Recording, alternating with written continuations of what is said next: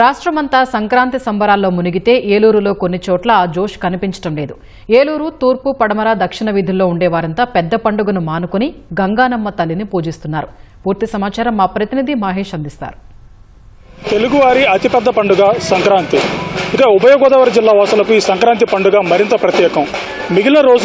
మిగిలిన పండుగలకు ఎక్కడున్నా సంక్రాంతి పండుగకు మాత్రం దేశ విదేశాల్లో స్థిరపడిన వారు సైతం స్వగ్రామాలకు వచ్చి కుటుంబ సభ్యులతో కలిసి ఈ 3 రోజులు పండుగను సంతోషంగా గడుపుతూ ఉంటారు. అంత ప్రత్యేకమైనటువంటి సంక్రాంతి పండుగకు ఈసారి ఏలూరు నగరవాసులు దూరంగా ఉంటున్నారు. ఈ దూరంగా ఉండడానికి కారణం ఏలూరు జాతర. మరి ఈ ఏలూరు జాతరకు నగరవాసులు పండుగ జరుపుకోపోవడానికి వెనుకున్న కారణాలను ఈ కథనంలో చూద్దాం. అత్యంత ప్రసిద్ధి చెందినటువంటి ఈ యొక్క తూర్పు జాతర విషయంలో 175 సంవత్సరాలు చరిత్ర కలిగినటువంటి ఈ జాతర ఉత్సవంలో అన్ని వర్ణాల వాళ్ళు కలిసి అమ్మవారిని ఉత్సవంగా చేసుకోవటం అనేది, అది గ్రామం యొక్క నిర్మాణం చేసినప్పుడు పులిమేరలో ఉన్నటువంటి దేవతల్ని అక్కడికి వెళ్ళి అర్చన చేయటం అనేది జాతరలో ప్రధానోత్సవం. అనేక అనారోగ్యాలు కలిగినప్పుడు ఈ ఉత్సవాలు చేయటం అనేది ప్రాశస్త్యంగా చెప్పబడుతోంది.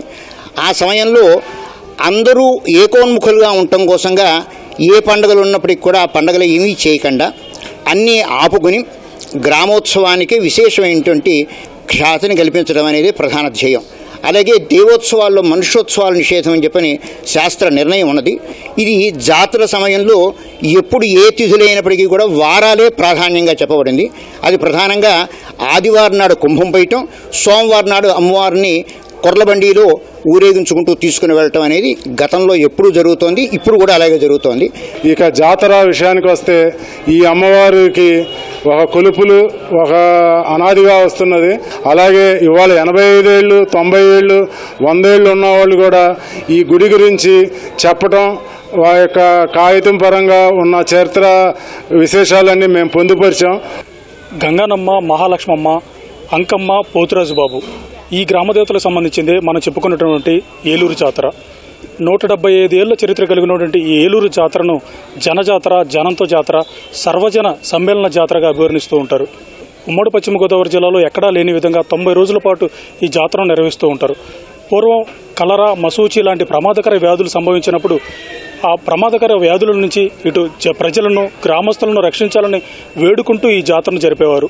అయితే ఈ జాతర జరిపే 90 రోజుల పాటు కూడా ఈ ప్రజల ఏకాగ్రత, వారి వ్యాపకాలు ఇతర వైపు మళ్లకుండా ఈ కొన్ని కట్టుబాట్లు అయితే నిర్ణయించుకున్నారు. ఆ కట్టుబాట్లు 175 ఏళ్ల పాటుగా ప్రస్తుతం ఇప్పటికీ కూడా కొనసాగుతూ ఉన్నాయి.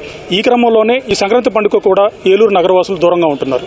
ఇన్నాళ్ళేమో 12 ఏళ్లకు ఒకసారి చేసేవారు. ఇప్పుడు అందరికీ ఆరోగ్యాలు సహకరించక అలాగని 7 సంవత్సరాలకు ఒకసారి కింద ఇప్పుడు 3 సార్లు బట్టి చేస్తున్నారండి. ఇది కొత్తగా దక్షిణ వీధిలో మళ్ళీ తల్లి వచ్చిందండి.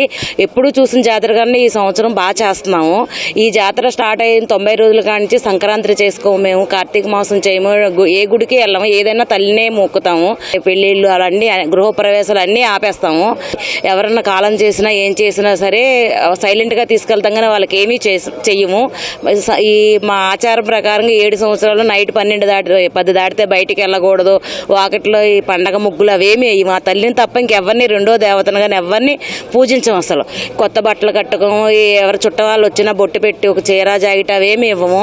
ఈ మామూలుగా ఎవరన్నా వచ్చారు ఇంటికి చుట్టాలని మూకుడ వేసి పిండి వంటలు వండడం కానీ, బూర్లు వండి అసలు అలాంటివి ఏమీ చేయము 90 రోజులు కూడా. ఈ లాస్ట్ రోజున 25వ తారీఖుని జనవరి కుంభం పోస్తాం.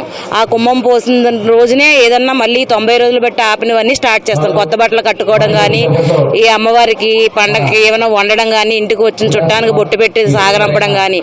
తెల్లవారి 26వ తారీఖుని అమ్మవారు 45 ఏసాలతో రంగరంగ వైభవంగా ఊరేగుంటా వెళ్తుందండి.